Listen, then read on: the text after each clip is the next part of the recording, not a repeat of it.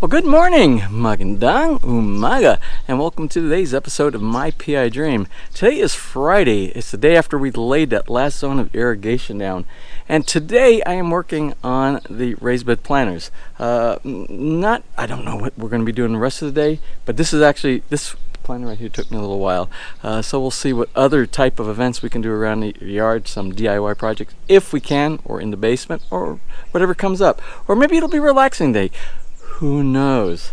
Well, let's go ahead and get this stuff done. I'll show you where I'm at on this project, some of the changes I made this morning based upon some luck, and then we'll get into today's episode. So without further delay, let's get today's video underway.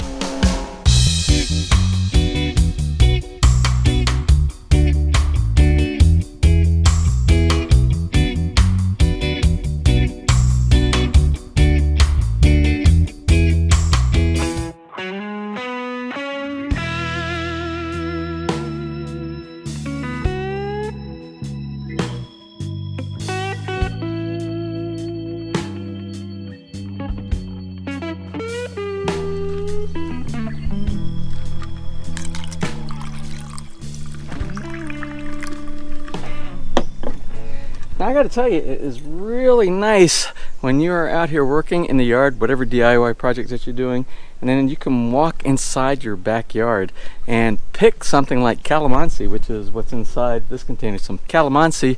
Pick some calamansi from your garden and make some refreshment, a good drink to cool you off for the day. Now, can you imagine when all the citrus trees are here, the guava, the lemons, the limes, the oranges, the tangerines? Can you imagine when all those are growing and they're producing fruit, adding all that type of fruit to your refreshment drink as well? That's going to be great. I used to always envy, before I even thought about doing things like this in the Philippines, I used to think all those people who lived in the real southern regions in the U.S., like San Diego and Miami, Florida, and places that had pretty tempered type of round the year type temperatures, and could do things like have oranges and citrus and things. I thought that was so great. I thought, wouldn't it be great? But I lived in Charleston, South Carolina, and Charleston is like really hot during the summertime, but those kind of trees don't survive most of the time in that area because of the wintertime when the temperatures go below freezing. We have frost, and citrus do not like frost. Okay, well, anyway, I've talked enough about that. Let me get back out and show you what I did this morning on the planter box as far as getting the irrigation installed inside there. Let's get over to the plant over here and talk about what I did this morning. This morning I got this installed, and this is 3/4 inch. And you said, "Oh, James, I thought you were going to put 1/2 inch. You're going to reduce it down 1/2 inch because you didn't think you were going to get the pipe through the hole in the bottom so easily." Well, the thing is, two things. I forgot to get the caps. You know, the little caps that look like, well, this is the 3/4 inch cap for a 3/4 inch pipe. But I forgot to get the 1/2 inch cap for the 1/2 inch pipe. So I'm like, that means I got to take another trip to one of the hardware stores and get a cap. I didn't want to do that, so I said, let me go ahead and try, because the hole that I drilled in the bottom was a 3/4 inch drill bit, the masonry drill bit to go through there. And I kind of reamed it out a little bit to make it a little bit wider for the 1/2 inch pipe to go through extremely easily. So this morning when I cut the hole, or actually when I dug the hole, let me show you the hole that I dug.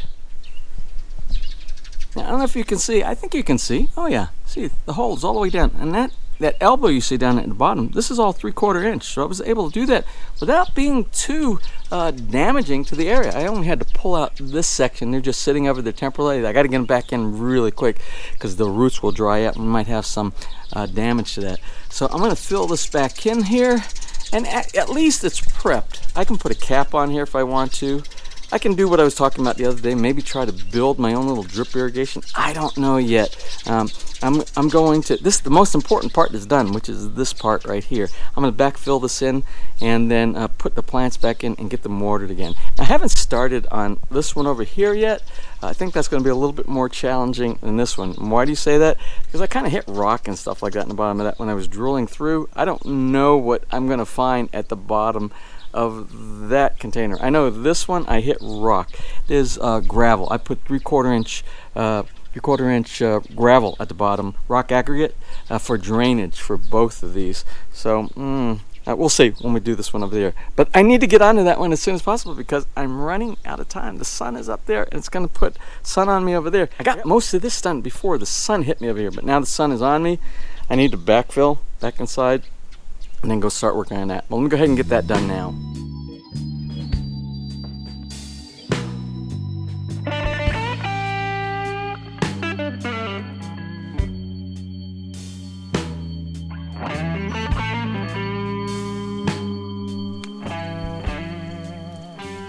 All right, well, I have the hole dug. I hope I have enough. I could go a little bit deeper, but I'm hitting a lot of rock and gravel kind of stuff inside there. So I'm gonna make my first attempt. So this is what I did earlier. I have a piece of pipe. I have this piece of pipe, and I pushed it through the hole that I drilled through.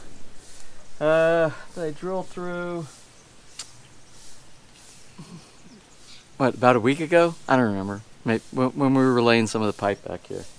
So I see I have clearance. I can get through it, but I got to make sure that this pipe isn't too long or isn't too short for that much, so that I have enough that I can fit it down in it, but not too much because I don't want to dig any more soil if I don't have to. But I want to make sure it's long enough so that when I put it in there with an elbow, it reaches my connection point.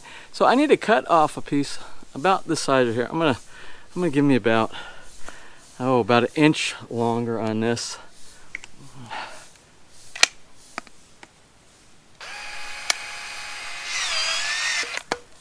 Okay, so now this is my new pipe right here. This is my new pipe. And what I'm going to do is I'm going to put an elbow on this. And let's see, I've got a 90-degree elbow right here. Put the elbow on. So this is the plan. This is how it worked on the other side. This is the part we're going to try to push through from inside the planter, because I can't do it from this side because I can't get down inside that hole to make a fusion weld. It's too far down inside there without digging a lot more and doing some destruction. So basically I'm going to put this on like this, and then I'm going to do a vertical pipe. This is the horizontal one that's going to go through the wall from the inside. I'm going to have a vertical pipe. It's going to be the one like on the other side that's sticking out on the top. And I'm going to lower it down inside there, try to slide it through the wall and make the fusion weld on the pipe on the outside. That's the plan. Let's see if that works out. Okay, well, I was pleasantly surprised. This was much easier. You see, this slides in and out much easier than the other side. So here's my pipe all the way through. So now I just need to make the fusion weld between these two pipes down here. So that's my next step.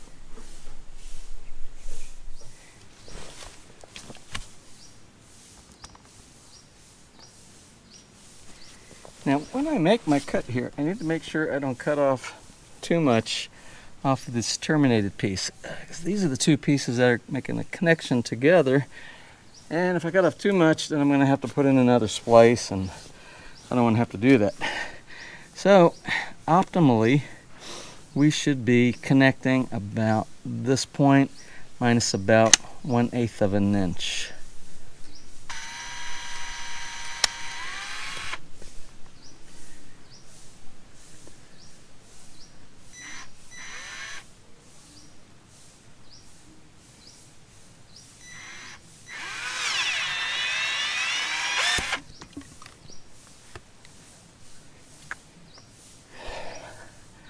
I got some residual water inside here. Let that water leak out.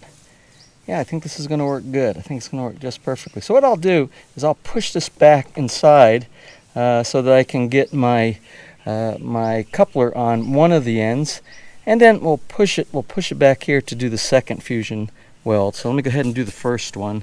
We'll do the first one on this connection right here. Okay, I have my coupler right here. And we'll go ahead and make the first fusion weld for the pipe that's going through the wall.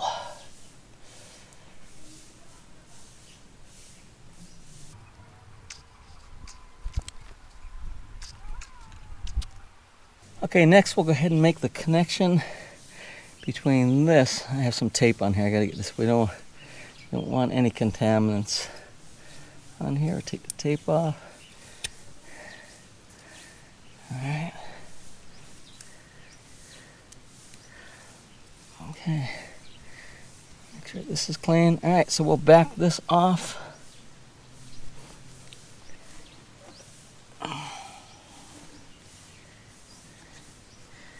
Wait for my fusion welder to go green again, and it's an operating temperature. Now what I'm going to have to do while I'm putting these two pieces together, I have to look at the top, make sure that the vertical pipe inside the planer is actually vertical. Alright, so I'll do this one. Get this started.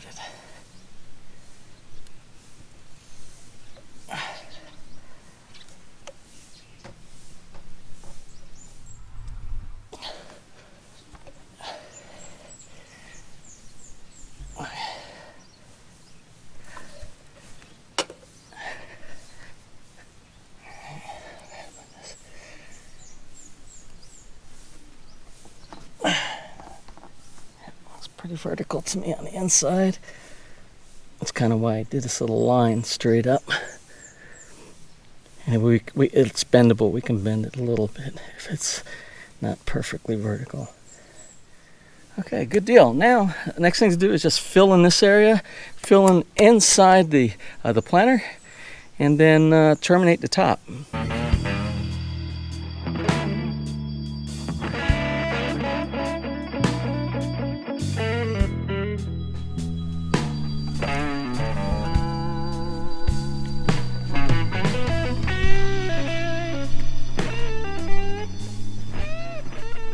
Okay, well, here it is, lunchtime.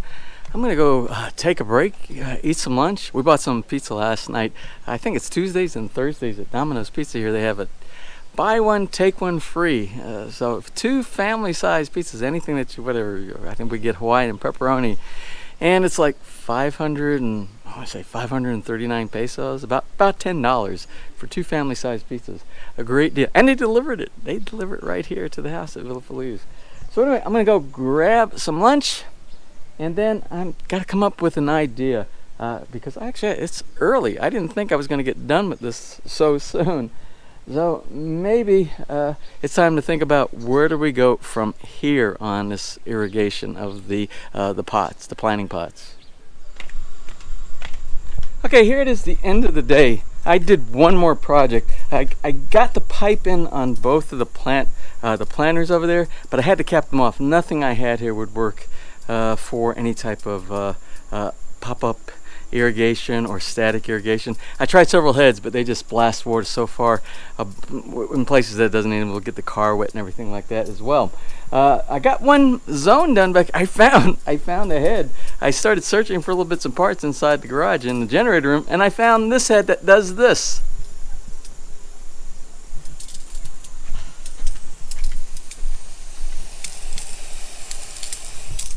Now this guy does, it says it advertises 15 feet, and that's about what it's doing right now, about 15 feet on either side. So all this area that I thought I was going to have to hand water, the whole thing, I'm not going to have to hand water. What I ended up doing, I ended up trenching out to the pipe that goes to the Zen garden, and I used that. I teed into it, dropped it down from 3/4 to a 1/2 inch connection inside there, put a little bit of elbow, and then I put that pop-up sprinkler head, and so it's doing this. It does one of the long, where it kind of hugs the wall, goes out 5 foot, and does 15 feet on either side, basically a 30-foot throw of coverage. But it doesn't get this little area right here. So there's still, I have some areas that are still going to have to be done by hand. And you see this is all brown. I actually cut the yard too. Well, you see the lawnmower. The lawnmower's out over here. I cut the yard. And this area right here, I didn't like the way the grass was growing. It's almost like a ryegrass here. So I decided to cut it down lower. I went down to a 2. I probably could have gone down to a 1. But that will stimulate growth from the root, the lower section on up, and it might make this into the normal grass like we have out here.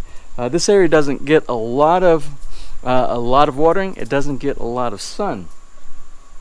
So I think that's why we have the problem over here right now. Eventually what I need to do, I need to put another head over in this area. I will see, I might be able to tap off just like I did on the same row, to have one head inside the Zen garden, one head for a pop-up sprinkler that's in the front yard. Remember, I use that as my 4th pop-up sprinkler because I don't want to put 4 heads of that real powerful pop-up sprinkler that takes up a lot of the water. So I have 1, 2, 3. I can put one here. So what I can do is I can tap in right here and put a connection over there and do a 45 degree that will handle all this area. But I have to get another pop-up. I have no more pop-ups, so I'll pick that one up I think over the summer when I am vacationing, and bring it back with me when I come back at the end of the summer. So that will take care of that area, and we'll have most of the areas I think covered at that point. All right, well, that's it for today. Kind of a successful day. I think we can call it a successful day. The only thing I wasn't able to do was to provide water to the planters over here. But I do have them capped off, and it's just a matter of time before we make a connection to these, one on both sides. And the water's there, it's available. It'll be very easy to make a connection. Oh wow, look at the big earthworm. I love earthworms. They bore into the soil and they make it easier for the roots to expand, and they leave the worm poop inside there, which is really good for the plants. So, Mr. Worm, I hope you multiply. Okay, well, that's it for today. If you enjoyed today's video, please give me a thumbs up. Please share, and if you have not subscribed, just click on that little My PI Dream heart in the bottom right hand side of your screen. You'll be subscribed and you'll be notified next time I upload a new video. So until such time, you have a wonderful and blessed day.